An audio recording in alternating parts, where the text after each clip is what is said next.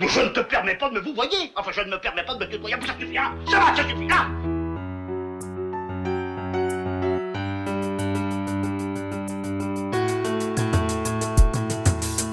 Bien le bonjour, bien le bonsoir, l'instant Pur Cinéma, le podcast cinéma de Cholet, reçoit aujourd'hui le réalisateur du film La Guerre des Prix, en la personne de Anthony Deschaux, à l'occasion de la sortie du film en salle depuis le 18 mars.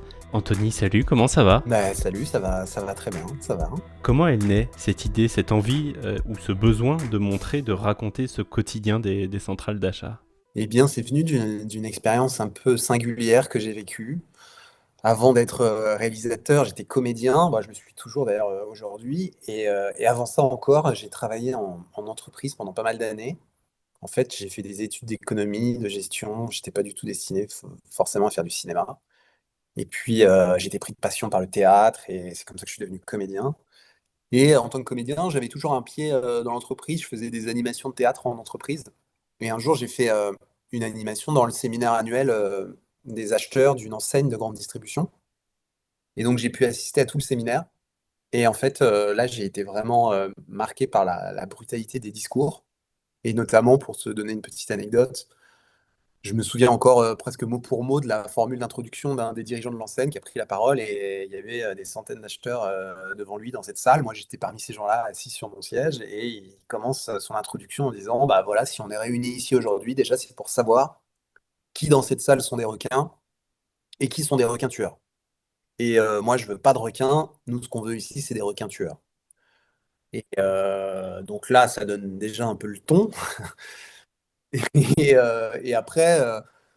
Toutes les interventions se sont succédées des différentes personnes, et il y avait toujours ce ton très guerrier, violent, presque barbare en fait. Et donc en sortant de cette journée-là, j'étais un peu chamboulé, et je me suis penché sur ce sujet de ces fameuses négociations là, entre la grande distribution et les industriels et les éleveurs.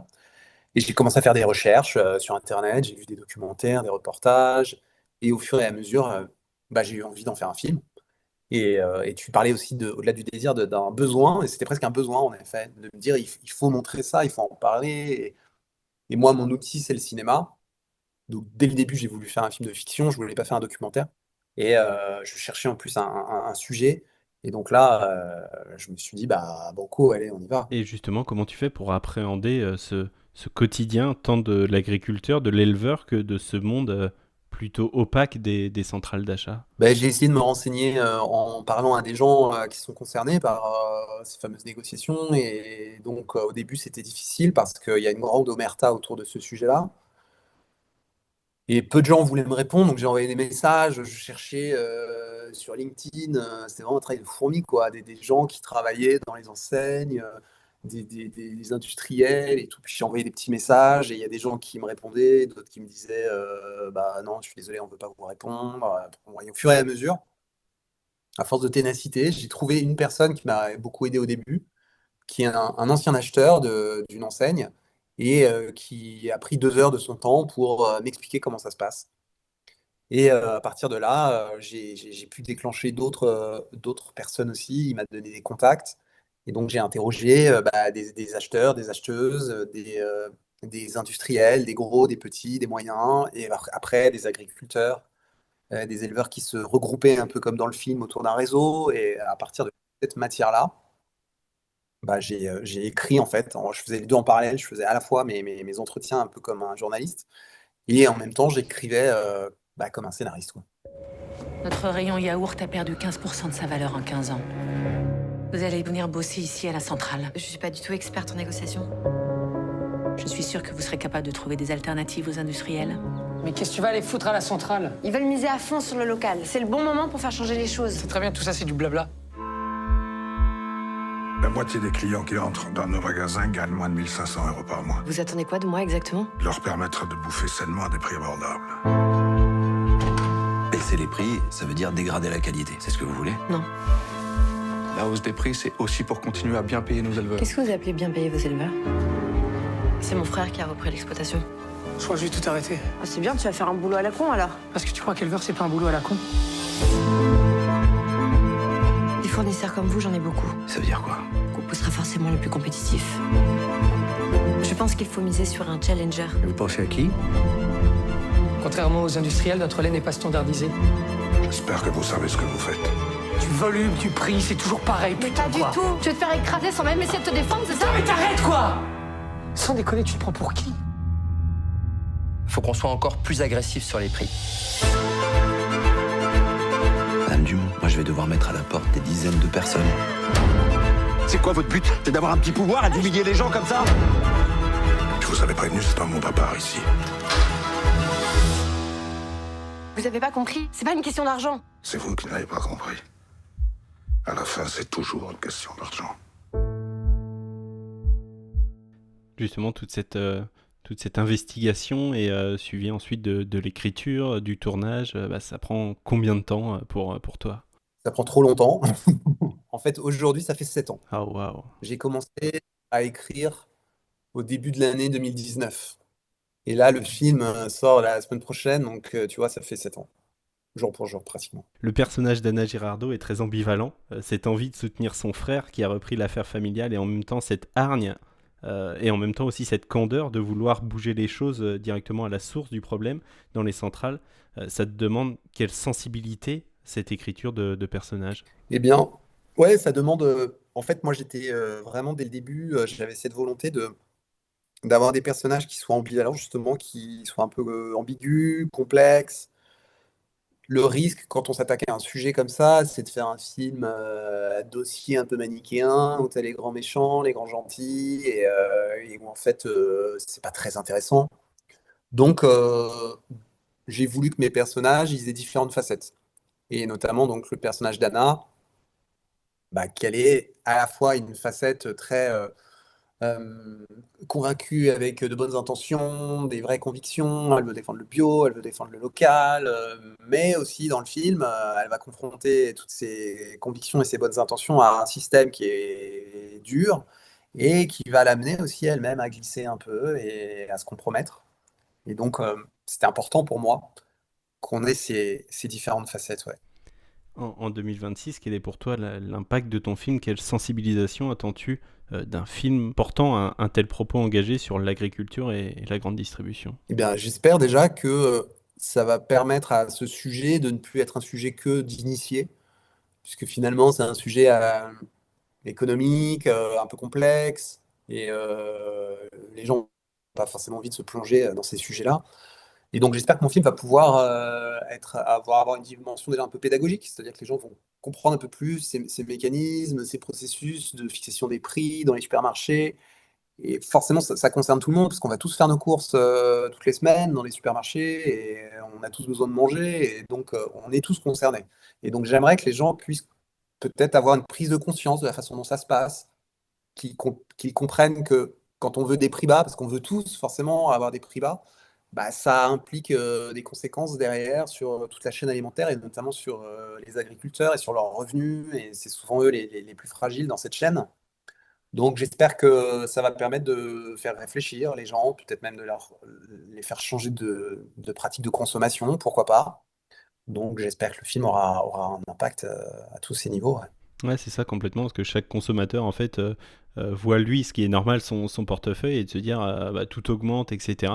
Et du coup, l'industriel joue aussi là-dessus, et c'est dit dans le film que l'industriel se bat justement pour le client à la fin, mais au final, c'est encore et toujours l'agriculteur qui trinque au départ, quoi. Ouais, absolument. Ouais. C'est triste, mais c'est souvent comme ça. C'est toujours ceux qui sont au bout, quoi, les plus fragiles, en fait. Et donc, j'espère aussi, tu vois, par exemple, que les gens, quand ils verront ce film, à la fin, ils soient un peu chamboulés, parce que le film, il est dur quand même. Et pourquoi pas même un peu agacés ou en colère, de se dire révoltés, et aussi touchés, émus, parce j'espère qu'il y a de l'émotion, qu'il y a des choses qui bouleversent, en fait, dans le film. J'espère qu'il aura cet impact sur les gens, ouais. Place à la séquence express. Assurez-vous, Madame Bourdelle, c'est français, c'est la police française.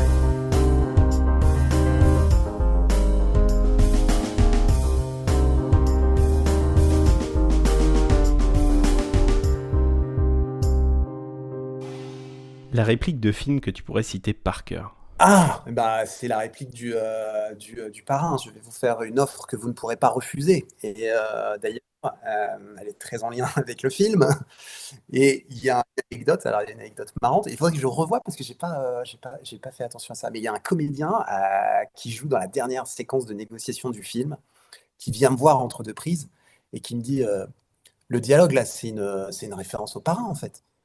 Je lui dis: «Ah bon, mais quel dialogue?» et il me dit: «Bah, quand je lui dis, l'offre qu'il ne peut pas refuser, on va lui faire une offre qu'il ne pourra pas refuser» et donc en fait, même sans le savoir, j'ai mis cette réplique, dans mon film et j'ai même pas vérifié, c'était vrai parce que quand il me l'a dit, je passais à autre chose et tout et mais je pense qu'il a raison et donc voilà, c'est une réplique que j'adore et apparemment elle est carrément dans mon film, donc c'est génial. Un cinéaste, acteur ou une actrice qui te fait aller voir son film les yeux fermés? Waouh, il y en a plein. Et ben, ouais, un cinéaste, bah, je dirais Scorsese. Ouais, ça j'y vais à peu près quand même les yeux fermés. Hem, une actrice, j'ai envie de dire Anna Girardot, tu vois? Parce que, et de travailler avec elle, j'ai découvert une actrice formidable et donc je me précipiterais pour voir tous ses prochains films et un acteur, bah, il y en a plein, mais moi j'adore, Vincent Lindon, par exemple, en acteur français et si on devait dire un acteur un peu anglo-saxon, bah, je vais pas être très original. Comme je suis fan de Scorsese, je suis aussi forcément fan de DiCaprio et donc je me jette aussi sur DiCaprio quand il est dans des films, ouais. Est-ce que tu te souviens le premier film que tu aies vu au cinéma? Alors, j'ai un doute, mais je crois que c'est Bambi. En tout cas, c'est le premier film dont j'ai un souvenir ému, où je me souviens que ça m'avait déchiré le cœur, cette histoire et je me souviens d'avoir vu au cinéma avec ma mère, et je crois que c'est mon premier souvenir vraiment de cinéma. Un film que tu aurais aimé découvrir sur grand écran plutôt que chez toi? Ah! Ah, je vois beaucoup de films quand même sur grand écran. J'essaye de découvrir les choses sur grand écran, mais il y a des films, des vieux films, par exemple, que j'ai plutôt découvert sur des petites télés ou sur ordinateur.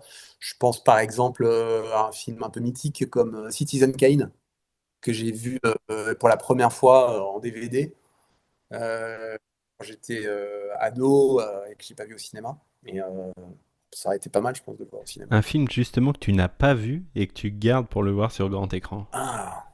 Waouh! Alors un film que j'ai pas vu et que je pourrais garder pour le grand écran. Ah, bah, il y a un film que j'ai jamais vu et tout le monde me dit: «Mais c'est pas possible, tu as jamais vu ce film-là?»